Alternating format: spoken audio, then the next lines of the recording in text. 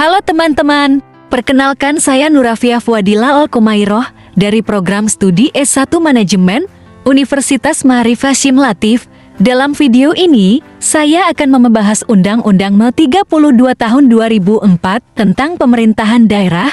Yuk simak video ini. Materi kali ini akan dijelaskan oleh Bu Zahra.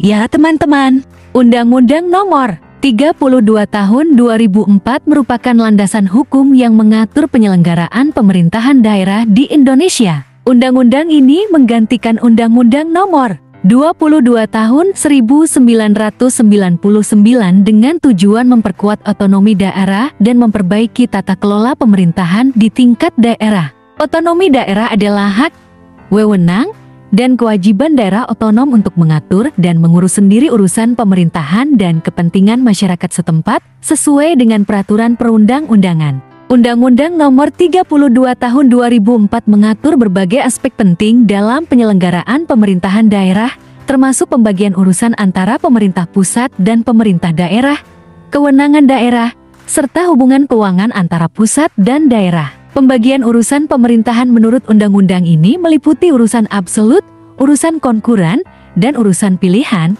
Urusan absolut adalah urusan yang sepenuhnya menjadi kewenangan pemerintah pusat, seperti politik luar negeri, pertahanan, dan keamanan.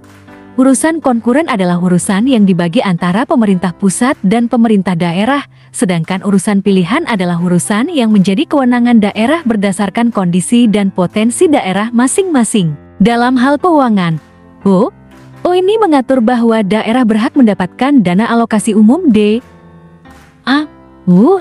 dana alokasi khusus DAK, dan dana bagi hasil hari dari pemerintah pusat untuk mendukung pelaksanaan otonomi daerah. Salah satu tujuan utama dari Undang-Undang Nomor 32 Tahun 2004 adalah untuk meningkatkan kualitas pelayanan publik dan kesejahteraan masyarakat. Dengan otonomi daerah, diharapkan pemerintah daerah dapat lebih responsif terhadap kebutuhan dan aspirasi masyarakat setempat. Undang-undang ini juga mengatur mekanisme evaluasi dan pengawasan terhadap penyelenggaraan pemerintahan daerah.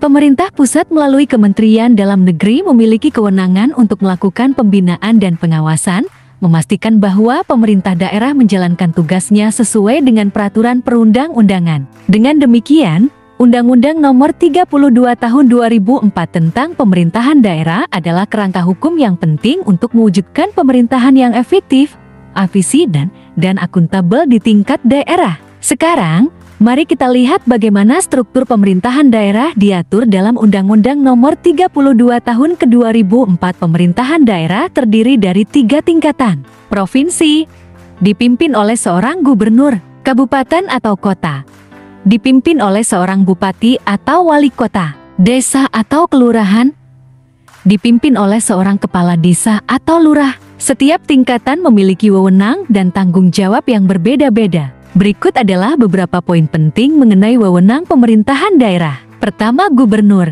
bertanggung jawab atas koordinasi antar kabupaten atau kota dalam satu provinsi dan melaksanakan kebijakan pemerintah pusat di tingkat provinsi. Kedua, bupati atau wali kota mengelola urusan pemerintahan di tingkat kabupaten atau kota, termasuk pelayanan publik, pembangunan infrastruktur, dan kesejahteraan masyarakat. Ketiga, kepala desa atau lurah mengurus administrasi dan pelayanan publik di tingkat desa atau kelurahan, serta menjaga keamanan dan ketertiban masyarakat setempat. Dengan diberlakukannya Undang-Undang Nomor 32 Tahun 2004, ada beberapa dampak positif yang dirasakan, namun juga tantangan yang dihadapi. Pertama, dampak positif, peningkatan kualitas pelayanan publik di daerah, percepatan pembangunan infrastruktur, dan peningkatan partisipasi masyarakat dalam pemerintahan. Kedua, tantangan, koordinasi antar daerah yang kadang kurang efektif, keterbatasan sumber daya manusia di daerah, serta potensi penyalahgunaan wewenang dan korupsi di tingkat lokal. Jadi, itulah penjelasan singkat tentang Undang-Undang Nomor 32 Tahun 2004 tentang pemerintahan daerah. Undang-undang ini merupakan landasan penting dalam pelaksanaan otonomi daerah di Indonesia. Meskipun masih terdapat tantangan yang perlu diatasi, terima kasih sudah menyaksikan dan sampai jumpa di video berikutnya.